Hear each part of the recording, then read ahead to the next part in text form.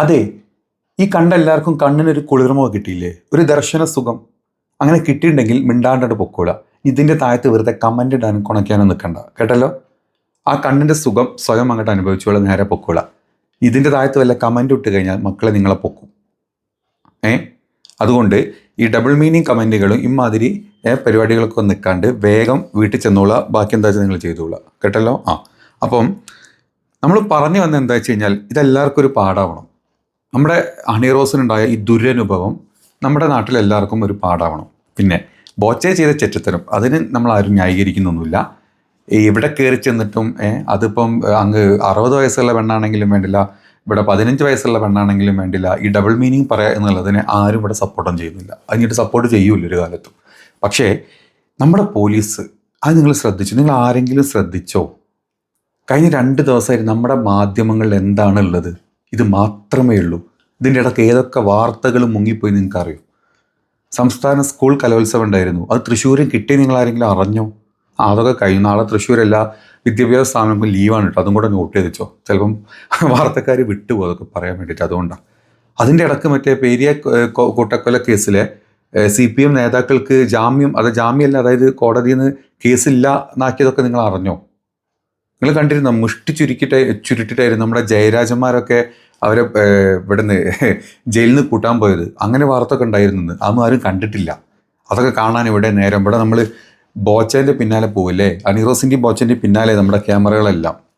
ബോച്ചെ വരുന്നു, ബോച്ചെ നടക്കുന്നു, ബോച്ചെ ഇരിക്കുന്നു, ബോച്ചെ ഡ്രസ്സ് മാറുന്നു, ബോച്ചെ കുളിക്കുന്നു. അപ്പുറത്ത് ഹണി റോസ് അത് പറയുന്നു, ഹണി റോസ് ഇത് പറയുന്നു, ഹണി റോസ് അവിടെ പോകുന്നു, പുതിയ ഉദ്ഘാടനങ്ങൾ സെറ്റ് ചെയ്യുന്നു, പുതിയ ഇനാഗ്രേഷൻ്റെ കോൺട്രാക്റ്റുകൾ സൈൻ ചെയ്യുന്നു. എന്തൊക്കെ കാര്യങ്ങളുണ്ട് ഇവിടെ നമുക്ക്. അതിൻ്റെ ഇടയ്ക്ക് ഇവിടുത്തെ നാട്ടിലെ കാര്യപ്പെട്ട ന്യൂസൊക്കെ കേൾക്കാൻ ആർക്കാ അവിടെ സമയം അല്ലേ? അതാണ്.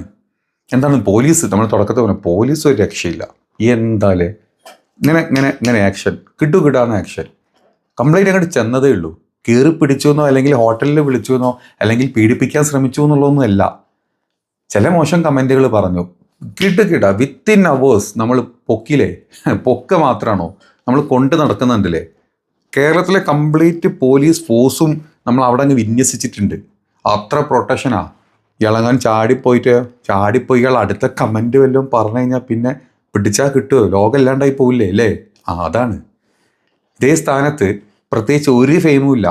നാട്ടിൽ ഏതോ ഒരു പെണ്ണ് ആ പെണ്ണിനെ വന്ന് പീഡിപ്പിച്ചു എന്ന് പറഞ്ഞിട്ട്, അതെ ബലാത്സംഗം ചെയ്തു, ബലാത്സംഗം ചെയ്തു എന്ന് പറഞ്ഞിട്ട് ഒരു പെണ്ണ് വന്ന് പോലീസ് സ്റ്റേഷനിൽ കംപ്ലൈൻറ്റ് ചെയ്താൽ എന്തായിരിക്കും അവസ്ഥ? കേസെടുക്കുമോ? FIR ഇടുമോ? ഒന്നുമില്ല. തെളിവ് കൊണ്ടുവരാൻ പറയും. നിന്നെ എങ്ങനെ പീഡിപ്പിച്ചതെന്ന് ചോദിക്കും. ആരൊക്കെ നിന്നെ പീഡിപ്പിച്ചതെന്ന് ചോദിക്കും. അതിനുള്ള പ്രോപ്പറായിട്ടുള്ള തെളിവ് നീ കൊണ്ടുവന്ന് കഴിഞ്ഞാൽ ഞങ്ങൾ കേസിടാം, FIR ഇടാം. ഇങ്ങനെ നമ്മുടെ നാട്ടിലല്ല, നമ്മുടെ ഇന്ത്യ മഹാരാജ്യത്ത് തന്നെ എത്രയേ ഉള്ളൂ. അതിനു പകരം ഒരു സെലിബ്രിറ്റി ഫെയിമുള്ള അല്ലെങ്കിൽ ബോബി ചെമ്മണ്ണൂരെ പോലത്തെ ഒരാൾ തോണ്ടി പിടിച്ച് നക്കി തുടച്ച് എന്നൊക്കെ പറഞ്ഞു കഴിഞ്ഞാൽ നമ്മൾ അപ്പം കേസെടുക്കും. അതാണ് നമ്മുടെ ഫോഴ്സിൻ്റെ ഒരു സ്റ്റൈല് എന്ന് പറയുന്നത്. അങ്ങനത്തെ കേസുകൾക്ക് ഇവിടെ ഈവൻ മാധ്യമങ്ങൾ മീഡിയാസിൽ പോലും വാല്യൂ ഉള്ളൂ. നമ്മുടെ നാട്ടിലിപ്പോഴത്തെ ഏറ്റവും ഭൂലോക കേസുകൾ ഇതൊക്കെ അല്ലേ? കുറച്ചൊക്കെ ലജ്ജ എന്ന് പറഞ്ഞ സംഭവം ഉണ്ടല്ലോ, അത് നമുക്കൊക്കെ തോന്നണം. അതില്ലാത്തടത്തോളം കാലം നമ്മളൊക്കെ ഇതിൻ്റെ പിന്നാലെ തന്നെ പോവുള്ളൂ. ഈ ഇന്നലെ ഇന്നുമായിട്ട് നമ്മുടെ നാട്ടിൽ എത്ര പെൺപിള്ളേർ, ആൺപിള്ളേരും പെൺപിള്ളേരും രണ്ടും പീഡിപ്പിക്കപ്പെട്ടിട്ടുണ്ടാവും. ഏതൊക്കെ കേസ്, ഏതൊക്കെ പോലീസ് സ്റ്റേഷനിൽ എത്ര പരാതികൾ വന്നിട്ടുണ്ടാവും. ഇതിനേക്കാൾ വലിയ കേസുകൾ, ഏതെങ്കിലും ഒരു കേസ് നമ്മളാരെ അറിയും? എത്ര കേസുകൾക്ക് പ്രോപ്പറായിട്ടുള്ള ഉത്തരം കിട്ടും? നിങ്ങൾ എപ്പോഴും ചിന്തിച്ചിട്ടുണ്ടോ? അതൊന്നും നമുക്ക് അറിയണ്ട. നമുക്ക് ബോച്ചയെ തൂറിയോ ഹണി റോസ് ഡ്രസ്സ് ഇട്ടിട്ടുണ്ടോ, ഹണി റോസിൻ്റെ അടുത്ത ഉദ്ഘാടനം എവിടെ, ഇതൊക്കെ നമ്മൾ നോക്കുകയുള്ളൂ. അതിൻ്റെ അപ്പുറത്തോടെ നമുക്ക് നോക്കേണ്ട കാര്യമില്ല. അങ്ങനെയാണ് നമ്മൾ സെറ്റ് ചെയ്ത് നമ്മുടെ മൈൻഡ്, നമ്മുടെ നാടിന് ആ രീതിയിൽ നമ്മൾ സെറ്റ് ചെയ്ത് വെച്ചിട്ടുള്ളത്. അത് നമ്മുടെ ഇപ്പുറത്തെ ഒരു സോഷ്യൽ ആക്ടിവിറ്റീസ് അങ്ങനെയാണ്. നമ്മുടെ നാട്ടിലെ എല്ലാ ആൾക്കാരുടെയും സോഷ്യൽ ആക്ടിവിറ്റീസ്, അതിന് പബ്ലിക്കിലാണെങ്കിലും പ്രൈവറ്റിലാണെങ്കിലും എവിടെ നിങ്ങൾ എടുത്തോ, നമ്മുടെ മൈൻഡ് സെറ്റ് അങ്ങനെയാണ്. നമ്മുടെ മാധ്യമങ്ങളുടെ മൈൻഡ് സെറ്റ് അങ്ങനെയാണ്. നമ്മുടെ പോലീസിൻ്റെ, നമ്മുടെ ഭരണത്തിലെ ആളുകളുടെ മൈൻഡ് സെറ്റ് വരെ അങ്ങനെയാണ്. ഈ ബോച്ചയ്ക്ക് പകരം ഒരു രാഷ്ട്രീയക്കാരനായിരുന്നെങ്കിൽ എന്തായിരുന്നു അവസ്ഥ? കേസെടുക്കേണ്ടി വരും. ഈ മാധ്യമങ്ങൾ ഇതിൻ്റെ പിന്നാലെ പോവുമായിരിക്കും. കേസെടുക്കേണ്ടി വരും. കേസെടുത്ത് കഴിഞ്ഞാൽ അറസ്റ്റ് ചെയ്യുമോ? കാണാനില്ല എന്ന് പറയും. ഓർക്കുന്നുണ്ടോ PP ദിവ്യൻ്റെ കാര്യം? നിങ്ങൾക്ക് കേസെടുക്കും, അറസ്റ്റ് വാറൻറ്റ് വന്നു, എന്നിട്ട് 4 ദിവസം അറസ്റ്റ് ചെയ്തിട്ടുണ്ടായിരുന്നില്ല. PP ദിവ്യനെ കാണാനില്ല എന്നാണ് പറഞ്ഞത്.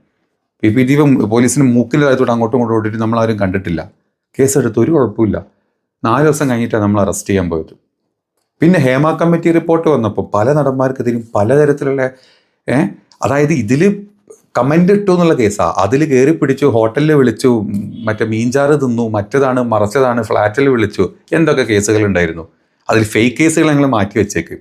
അതല്ലാത്ത കേസുകൾ എന്തൊക്കെ വന്നു. അതിൽ പ്രമുഖരാണ് ഓരോ രാഷ്ട്രീയ പാർട്ടികൾ, അത്രയും പിടിയുള്ള MLA-മാർ വരെയുള്ള സ്ഥലത്ത് ആരെങ്കിലും അറസ്റ്റ് ചെയ്തോ? അറസ്റ്റ് വാറണ്ട് ഇല്ലായിരുന്നോ? ഒരു കൊളിവിലായിരുന്നു എന്നാണ് പറഞ്ഞത്. അപ്പം ഇതൊക്കെയാണ് നമ്മുടെ നാട്ടിലെ ഒരു സാധാരണ അവസ്ഥ. ഇനി നാളെ മുതൽ ഏത് പെണ്ണിപ്പം ഞാൻ ഇന്ന ഡ്രസ്സ് ഇട്ട് പോയി, എന്തോ ഡ്രസ്സ് ഇട്ട്, അതൊക്കെ അവരുടെ ഇഷ്ടം. ഞാൻ ഇന്ന ഡ്രസ്സ് ഇട്ട് പോയ സമയത്ത് അവൻ എന്നെ കമൻറ്റ് ചെയ്തു എന്ന് പറഞ്ഞാൽ പോലീസ് കേസ് എടുക്കുമോ? ഏതോ ഒരു പെണ്ണ് പോലീസ് കേസ് എടുക്കുമോ? എടുക്കേണ്ടി വരും. വിത്തിൻ അവേഴ്സിൽ അയാൾ എവിടെയുള്ള വെച്ചാൽ നിങ്ങൾ പൊക്കേണ്ടി വരും. അതിൽ എത്രത്തോളം സത്യാവസ്ഥ ഉണ്ട് നിങ്ങളാരും നോക്കൂ. ഇനി നോക്കാൻ പാടില്ല. നോക്കാണ്ട് കണ്ണടച്ച് കേസെടുക്കേണ്ട അവസ്ഥയായിരിക്കും. ഇതാണ് നമ്മുടെ നാട്ടിൽ നടക്കുന്നത്. നമ്മുടെ നാട്ടിൽ കഴിഞ്ഞ 2 ദിവസം മുമ്പ് നമ്മുടെ PC ജോർജ് എന്ന് പറഞ്ഞാൽ മരവാഴ പരമചെറ്റ, അവൻ്റെ വാഗൊണ്ട് കുറച്ച് കാര്യങ്ങൾ പറഞ്ഞിരുന്നു. ഈ രാജ്യത്തെ, അതായത് ഈ രാജ്യത്തെ കേട്ടോ, കേരളത്തിലല്ല, ഈ രാജ്യത്തെ മുസ്ലിങ്ങൾ മൊത്തത്തിൽ തീവ്രവാദികളാണ്, ഓടടാ പാകിസ്ഥാനിലോട്ട് എന്നാണ് പറഞ്ഞത്. ഊളകളെ, നീയൊക്കെ എങ്ങനെ ഉണ്ടായതാണ്, ഹറാം പറഞ്ഞവന്മാരെ ഓടടാ പാകിസ്ഥാനിലോട്ട് എന്നാണ് പറഞ്ഞത്. നിങ്ങളെൻ്റെ വീഡിയോ ക്ലിപ്പ് കണ്ടിരുന്നോ? ജസ്റ്റ് ഞാൻ താഴത്ത് വെച്ചിട്ട് ഒന്ന് കേട്ടിട്ട് വാ. ഈ കേരളത്തിലെ അല്ലെങ്കിൽ ഇന്ത്യയിലെ മുസ്ലിമാണോ അവൻ വർഗീയവാദിയാണ്. വർഗീയവാദിയല്ലാത്ത ഒരു മുസ്ലിമും ലോകത്ത് ഇന്ത്യ മഹാരാജ്യം ജീവിച്ചിരിപ്പില്ല. കേരളത്തിലെ സ്വത്ത് മുഴുവൻ കൊള്ളയടിക്കുന്ന നിലയിലേക്ക് പോവല്ലേ ഇത് വർഗീയ കോമരങ്ങളാണ് ഇവന്മാർ. ഞാൻ പച്ചയ്ക്ക് പറയുന്നു, എനിക്കൊരു മടിയില്ല പറയാം. മുസ്ലിം എന്ന് പറയുന്നവർ ഇടത്തോട്ട് മുണ്ടെടുക്കുന്നത്, നിങ്ങൾ ഇടത്തോട്ടോ വലത്തോട്ടോ എങ്ങോട്ട് മുണ്ടെടുക്കുന്നത്? തമിഴ്നാട്ടിൽ എല്ലാവരും ഇടത്തോട്ടല്ല മുണ്ടെടുക്കുന്നത്. അതിനകത്തിലെ വ്യത്യാസം എന്നും പറഞ്ഞ് വൃത്തികേടും പറഞ്ഞ് നടക്കുക. നിങ്ങൾ ഏറ്റവും വലിയ വർഗീയവാദിയാണ്. മുസ്ലിം ആണോ അവൻ വർഗീയവാദിയെ മാറിപ്പോയി. ഇന്ത്യ അല്ല അവന് വേണ്ടത്, പാകിസ്ഥാനാണ് വേണ്ടത്. ഇന്ത്യയും പാകിസ്ഥാനും കൂടെ ക്രിക്കറ്റുകൾ കിടക്കുമ്പോ നമ്മുടെ ഇവിടെ കേരളത്തിലിരിക്കുന്ന മുസ്ലിമാ ചാലിൽ നോക്കിക്കൊണ്ടിരിക്കുക. നമ്മുടെ വിക്കറ്റ് നോക്കുമ്പോ ഇത് കൈയടിക്കുക. അറാം പറന്നവന്മാര്.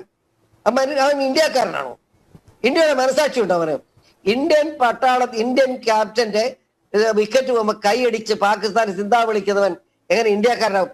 ഈ തെണ്ടികൾ പോകാൻ പാടില്ലായിരുന്നോ പാകിസ്ഥാനിലേക്ക്? എന്തിനു കിടക്കുന്നു? ഇന്ത്യ എന്ന് പറയുന്ന രാജ്യത്ത് കിടന്നുകൊണ്ട് ഇന്ത്യക്കെതിരായിട്ട് വർത്താനം പറയുക. ഇവരൊക്കെ പാകിസ്ഥാൻ ഉണ്ടാക്കിയല്ലോ, പോകുന്നില്ലല്ലോ. പിന്നെ വർത്താനം പറയുന്നത്, ഞാൻ ഇങ്ങനെയൊക്കെ പച്ചയ്ക്ക് വർത്താനം പറയുന്നത്, അല്ല കുളിച്ച് കച്ചവടമൊന്നും എനിക്കില്ല. ഞാൻ ശരിയായിട്ട് ജീവിക്കുന്നവനാ, സത്യം പറയും. ഞാൻ ആരും തിന്നാനൊന്നുമില്ല. ഞാൻ തിന്ന പേടിപ്പിക്കാനും എന്നെ പറയണ്ട.